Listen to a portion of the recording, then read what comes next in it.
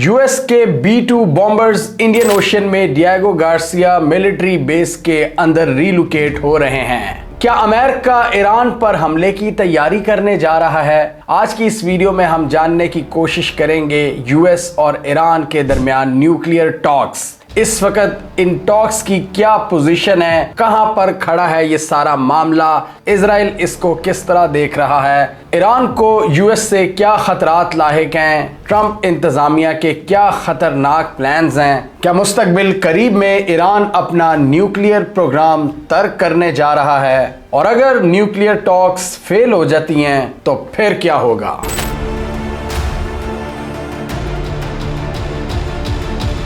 B-2 bombers तैयारों की बात करें तो ये यूएस एयरफोर्स के सबसे खतरनाक तैयारे माने जाते हैं, जो यूएस मिलिट्री के लिए एक टॉप लॉजिस्टिकल वेपन है। इसके अंदर स्टेल्थ टेक्नोलॉजी है और ये हर तरह के हैवी वेपन्स कैरी करने की एबिलिटी रखता है, और यहाँ तक कि ये न्यूक्लियर बॉम्ब्स को भी कैरी कर सकता है। और यूएस के टॉप ऑफिशियल्स यही इशारा दे रहे हैं कि B-2 बॉम्बर्स हमने ईरान के लिए मंगवाए हैं। जैसा कि हम सबको पता है कि डोनाल्ड ट्रंप ईरान को आजकल धमकियां दे रहे हैं कि ईरान को अपना न्यूक्लियर प्रोग्राम तर्क करना होगा। ट्रंप के मुताबिक हम इस हवाले से इनके साथ मुज़ाकरात करने के लिए भी तैयार हैं। उन मुज़ाकरात की भी तफसीलात हम इस वीडियो में जानेंगे। और ट्रंप के मुताबिक अगर ये मुज़ाकरात फेल होते हैं तो ईरान को इसकी एक बहुत बड़ी कीमत चुकाना पड़ेगी। ये ईरान के लिए डेंजरस होगा और इसके लिए हम हर तरह का मिलिट्री एक्शन लेने पर गौर कर सकते हैं। हम ये भी देखेंगे कि मिलिट्री एक्शन की क्या पॉसिबिलिटीज हैं और क्या डायनामिक्स हैं। क्या वाकई अमेरिका और इजराइल ईरान के अंदर न्यूक्लियर साइट्स पर हमला कर भी सकते हैं कि नहीं।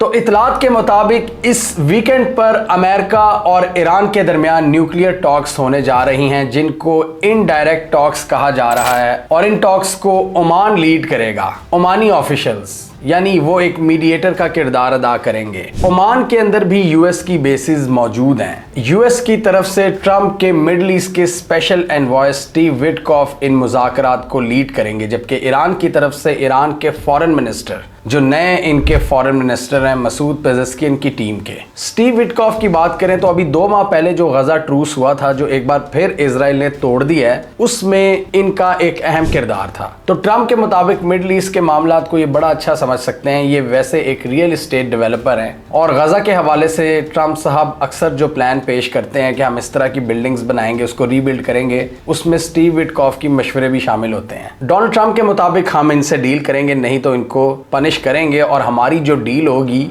वो ओबामा की तरह कोई मीठी गोलियां नहीं होंगी। डोनाल्ड ट्रंप कह रहे हैं कि ऐसी डील होगी कि ईरान को लग पता जाएगा। अब यहाँ पर फर्क क्या है? डोनाल्ड ट्रंप कहाँ पर फर्क कर रहे हैं ओबामा के साथ, जो ओबामा एडमिनिस्ट्रेशन के साथ ईरान की डील हुई थी 2015 में। उस डील में यह था कि ईरान के ऊपर से इकोनॉमिक सैंक्शंस को ख़त्म किया जाएगा और उसके बदले ईरान न्यूक्लियर वेपन्स बनाने के प्रोग्राम को तर्क कर देगा। लेकिन का वर्ड इसमें बहुत अहम है। उसमें ईरान को अलाउ किया गया था कि ईरान पीसफुल न्यूक्लियर एक्टिविटीज़ को कंटिन्यू रख सकता है, यानी सिविल न्यूक्लियर टेक्नोलॉजी पर काम कर सकता है, जिसके तहत ईरान एनर्जी बना सकता है और दूसरे पीसफुल मकासद, लेकिन एटमी हथियार नहीं बना सकता, यूरेनियम की एनरिचमेंट बॉम्ब लेवल तक नहीं कर सकता। तो ये ओबामा की डील में था, जिसको डोनाल्ड ट्रंप ने 2018 में आकर फाड़ के रख दिया था, और उसमें भी नेतन्याहू उनके साथ थे और नेतन्याहू बहुत ज़्यादा खुश हुए थे। इस दफ़ा भी डोनाल्ड ट्रंप की ईरान से यही डिमांड है कि आपको अपना न्यूक्लियर प्रोग्राम कंप्लीटली तर्क करना होगा। ये ड्रामेबाजी नहीं चलेगी कि हमने सिविल मकासद के लिए या पीसफुल मकासद के लिए न्यूक्लियर एक्टिविटीज़ को जारी रखना है। Totally dismantling of Iranian nuclear program, ये है अमेरिका और इजराइल की डिमांड, नहीं तो फिर हमले होंगे। डोनाल्ड ट्रंप ने जब 2018 में ईरान के साथ न्यूक्लियर डील को तोड़ दिया था, तो उसका सबसे बड़ा नुकसान वेस्टर्न कैंप को क्या हुआ था कि ईरान ने दोबारा से अपनी न्यूक्लियर एक्टिविटीज़ को रिज्यूम कर लिया था। यानी ईरान ने अपने न्यूक्लियर हथियार बनाने पर काम शुरू कर दिया था, और हमने पिछले 1-2 साल में देखा कि उसमें कितनी तेजी देखी गई है। ईरान ने कहा है कि ठीक है, तुम्हारी ही एडमिनिस्ट्रेशन अपनी पुरानी एडमिनिस्ट्रेशन के मुआहदे को तोड़ती है, लिहाजा तुम तो काबिल एतबार नहीं हो। जो इनके सुप्रीम लीडर भी कह चुके हैं कि इन पर एतमाद करने का अब कोई फायदा नहीं, हम अपना काम जारी रखेंगे। तो ईरान ने फिर न्यूक्लियर हथियारों पर भी काम करना शुरू कर दिया और उसके बदले हमने देखा ये पिछले 4-5 सालों में जब से ईरान ने अपने न्यूक्लियर प्रोग्राम में तेजी लाई है, इजराइल ने भी ईरान के न्यूक्लियर प्रोग्राम को निशाना बनाया है, उनके न्यूक्लियर साइंटिस्ट को, लेकिन एक फुल फ्लैज अटैक नहीं वो कर सके। और वो क्यों नहीं कर सके, हमने इस वीडियो में एक्सप्लेन किया था। ईरान की जो डेप्थ है, उसके पास बहुत बड़ा एरिया है, माउंटेनियस रीजन्स हैं, अंडरग्राउंड फैसिलिटीज हैं, बंकर्स हैं जिनको पेनिट्रेट करना बहुत मुश्किल है। और एक्सपर्ट्स के मुताबिक किसी भी मुल्क के न्यूक्लियर प्रोग्राम को बाय फोर्स डिसमेंटल करने के लिए जरूरी है कि आपके पास ऑन ग्राउंड एसेट्स भी मौजूद हों, यानी मिलिट्री मैन हों, साइंटिस्ट हो, एक्सपर्ट्स हों जो वहां पर मौजूद हों और ये कार्रवाइयां कर सकें आपकी साइबर स्पेस के साथ, आपकी एआई और टेक्नोलॉजी डोमेन के साथ साथ आपको फिजिकल एसेट्स की भी ज़रूरत होती है, जो एक बहुत ही मुश्किल काम है ईरान की डेप्थ की वजह से, माउंटेनियस रीजन्स और गहरे पहाड़ों की वजह से। IAEA international atomic energy agency के मुताबिक ईरान 60% तक यूरेनियम को एनरिच कर चुका है और अगर थोड़ा सा ये मजीद आगे बढ़े 90% तक यूरेनियम को एनरिच कर लिया तो ईरान तकरीबन 6 न्यूक्लियर बॉम्ब्स बना सकता है। वो इस कैपेबिलिटी को पहुंच जाएगा कि न्यूक्लियर हथियारों की डेवलपमेंट शुरू कर दे। ये हमने पिछले साल ही इस रिपोर्ट में देखा था कि किस तरह ईरान ने ड्रामेटिकली अपनी यूरेनियम एनरिचमेंट में तेजी लाई है, उसको एक्सेलरेट किया है और उन लेवल्स तक पहुंच रहा है जहां पर आप न्यूक्लियर हथियार बनाने के काबिल हो जाते हो। और यूएन के न्यूक्लियर वॉच डॉग के जो हेड हैं राफेल ग्रॉसी, उनके मुताबिक ईरान ने गैस पेडल को दबा दिया है, यानी फुल थ्रॉटल के साथ, फुल एक्सेलरेशन के साथ, जबकि ईरान के मुताबिक उनका ये सारा न्यूक्लियर प्रोग्राम पीसफुल पर्पसेस के लिए है। डोनाल्ड ट्रंप नेतन्याहू के साथ बैठे प्रेस कॉन्फ्रेंस कर रहे थे और वहां पर उनके मुंह से निकल गया कि ईरान के बाद हम और भी दूसरे ममालिक से बातचीत करेंगे, ऐसे मुल्कों के पास न्यूक्लियर हथियार हैं जिनके पास नहीं होने चाहिए। और आपको याद है मैंने इस वीडियो में भी रिसेंटली डिस्कस किया है कि जब ईरान का अगर वो न्यूक्लियर प्रोग्राम डिसमेंटल करने में कामयाब हुए तो अगली बारी पाकिस्तान किया है, क्योंकि ऐसे मुल्क जो यूएस की फॉरेन पॉलिसी के साथ टोटली अलाइन नहीं करते, यूएस उनको अलाउ नहीं करता जिस तरह वो इंडिया को अलाउ करता है। I think if the talks aren't successful with Iran, I think Iran is going to be in great danger. And I hate to say it, great danger, because they can't have a nuclear weapon. So is that a yes? You know, it's not a complicated formula. Iran cannot have a nuclear weapon. That's all there is. So Can't have US it. ready? Right now we have Ready countries that reaction? have nuclear power that shouldn't have it. But I'm sure we'll be able to negotiate out of that too as part of this later on down the line. But Iran cannot have a nuclear weapon. And if the talks aren't successful, I actually think it'll be a very bad day for Iran if that's the case. Yeah. तो इस हवाले से Netanyahu की क्या approach है, इसमें Israel भी इनके साथ है। आप देखें जिस तरह इजराइल अपने थ्रेट्स कम कर रहा है, ये हम बहुत सी वीडियोस में कह चुके हैं कि इजराइल अपने थ्रेट्स को मिनिमाइज करता है, उनको भी एग्जिस्टेंशियल थ्रेट है अपना कि हमें ये मार ना दें ये अरब रियासतें। तो देखें जो पहले जंगें हुआ करती थी उनके साथ आज हाथ मिला लिए हैं और पाकिस्तान का न्यूक्लियर प्रोग्राम भी उनको एक आंख नहीं भाता। ईरान के न्यूक्लियर प्रोग्राम के हवाले से नेतन्याहू की पता क्या ख्वाहिश है, उनकी ये ख्वाहिश है कि लीबिया के मुअम्मर कज़ाफ़ी के साथ जिस किस्म की डील की गई थी वो वही ईरान के साथ की जाए, यानी टोटल डी न्यूक्लियराइजेशन, और उसके बदले हम आप पर सैंक्शंस उठा देंगे। और यही CIA की क्लासिक प्लेबुक रही है कि आप पर वो पहले सैंक्शंस लगाते हैं, आपको इकोनॉमिकली इतना वीक करते हैं, इतना वीक करते हैं कि आपके पास जब कुछ नहीं होता लेवरेज के लिए, एंड पर वो आपको कहते हैं कि ये चीज़ कुर्बान कर दो, ये हमें नहीं पसंद, यानी बड़े बड़े कॉम्प्रोमाइज़ फिर वो करवाते हैं। यानी पहले आपको घुटनों के बल लाते हैं, फिर जब आप उनसे मिन्नतें करते हो तो वो कहते हैं कि बेगर्स कांट बी चूजर्स, और फिर रेडिकल डिसीजंस करवाते हैं जिस तरह लीबिया के साथ किया गया और 2003 में उनको डी न्यूक्लियराइज किया गया और 2011 में वो पूरा कंट्री तबाह बर्बाद हो गया। ईरान को भी यही डर है कि जिस दिन हमें डी न्यूक्लियराइज किया उस दिन से हमारी तोड़ फोड़ का अमल शुरू हो जाएगा। तो ये एक बहुत बड़ा लेवरेज है ईरान के पास, इनकी जो न्यूक्लियर टेक्नोलॉजी है। ट्रंप की ये जो डिमांड है कि कंप्लीटली डी न्यूक्लियराइज करो, ईरान इस पर कभी भी नहीं मानेगा।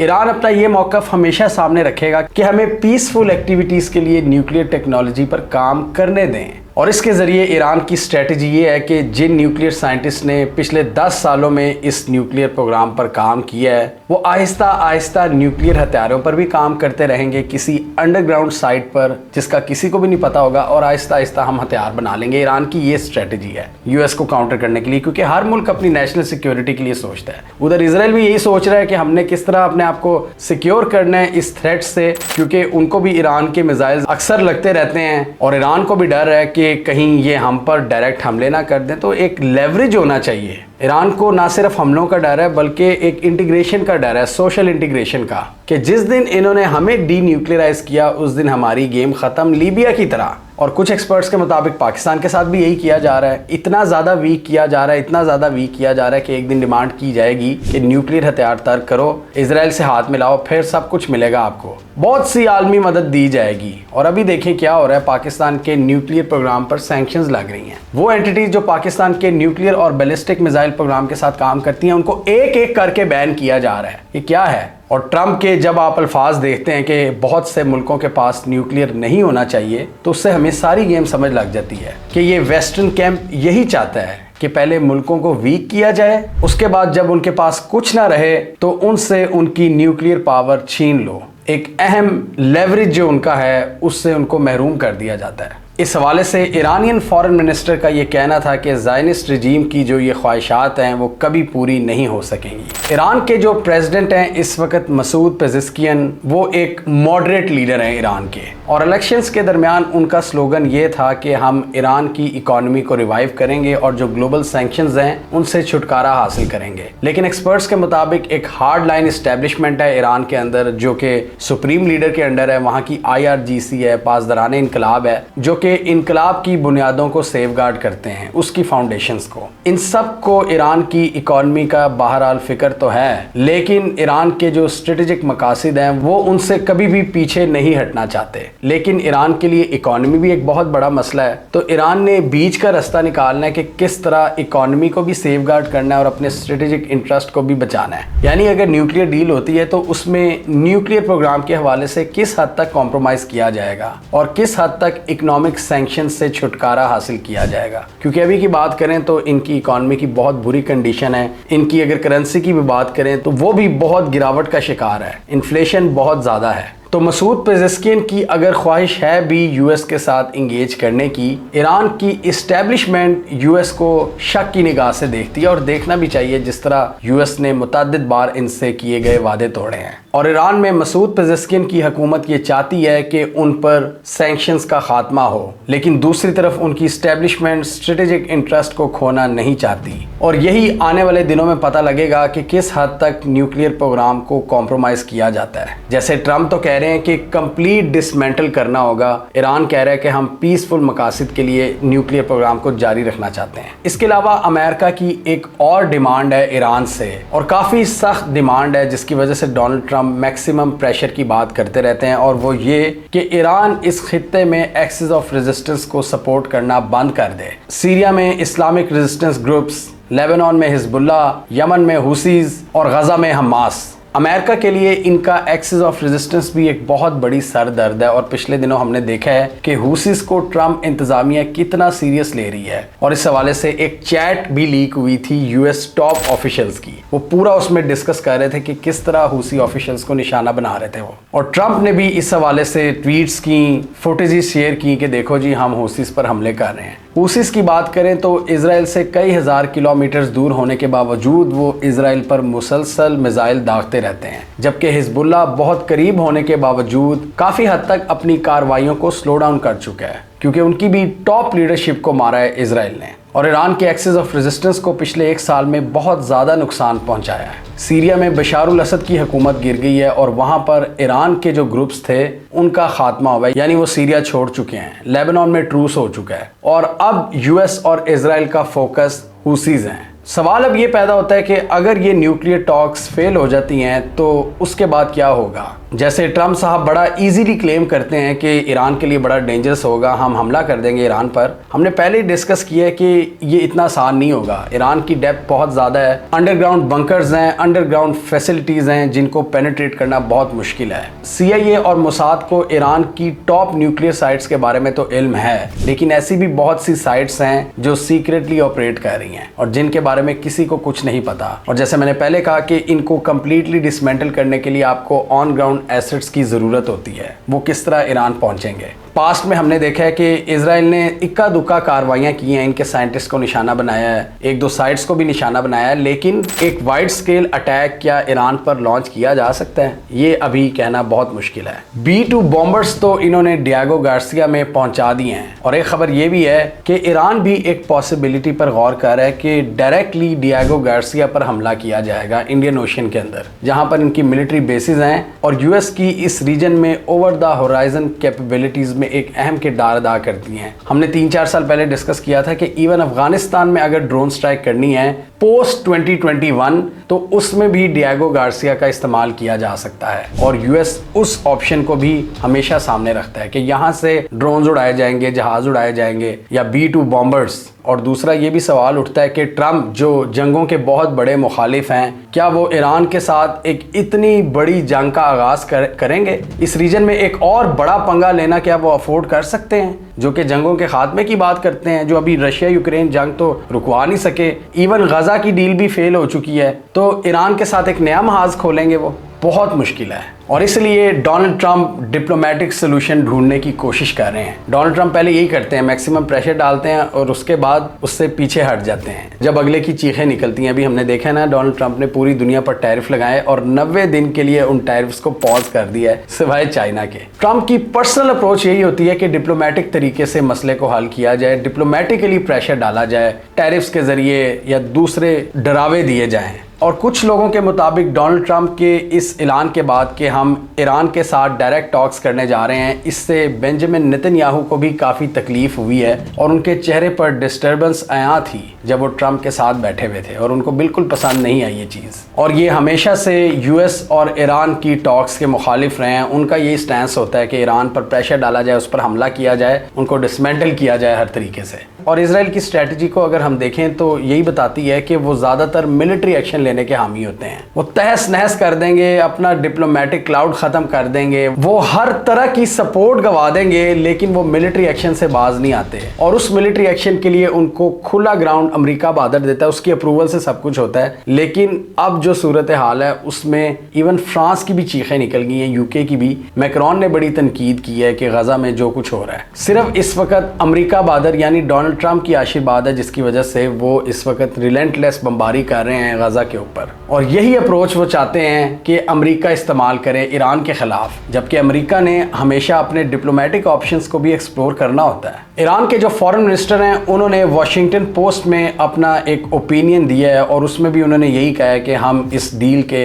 हामी हैं, हम चाहते हैं कि सैंक्शंस का खात्मा हो और $1 ट्रिलियन का बिजनेस फले फूले अमेरिका और ईरान के दरमियान। और US को इस रीजन में मिलिट्री इन्वॉल्वमेंट से इज्तनाब करना चाहिए। उन्होंने कहा कि हम तो तैयार हैं पीसफुल निगोशिएशंस के लिए, अब बॉल अमेरिका की कोर्ट में है। अमेरिका की मर्जी है कि वो किस तरह इन मामलात को आगे लेकर चलते हैं और हमारे साथ रिलेशंस को नॉर्मलाइज करते हैं। हमें कमेंट सेक्शन में बताइए आपके ख्याल में, आप इस सारी डायनामिक्स को देखते हुए जो हमने आज की इस वीडियो में एक्सप्लेन की हैं, आपके ख्याल में क्या US और ईरान के दरमियान न्यूक्लियर टॉक सक्सेसफुल होंगी? क्या ईरान अपना न्यूक्लियर वेपन डेवलपमेंट प्रोजेक्ट तर्क कर देगा? और क्या अमेरिका ईरान को पीसफुल न्यूक्लियर एक्टिविटीज़ की इजाज़त देगा? क्या ईरान पर से इकोनॉमिक सैंक्शंस हटेंगी या आपके ख्याल में इजराइल अमेरिका की मदद से ईरान की न्यूक्लियर साइट्स पर हमला करेगा? आप क्या समझते हैं? कमेंट कीजिए। इसके अलावा हमारा YouTube चैनल सब्सक्राइब कर लो, साथ ही वो बेल आइकॉन भी दबा लें ताकि वो स्टोरीज दुनिया भर से पाकिस्तान से जिनकी मेन स्ट्रीम मीडिया पर प्रॉपर कवरेज नहीं होती हमारे प्लेटफॉर्म के थ्रू आप तक टाइम पर पहुंच जाएं।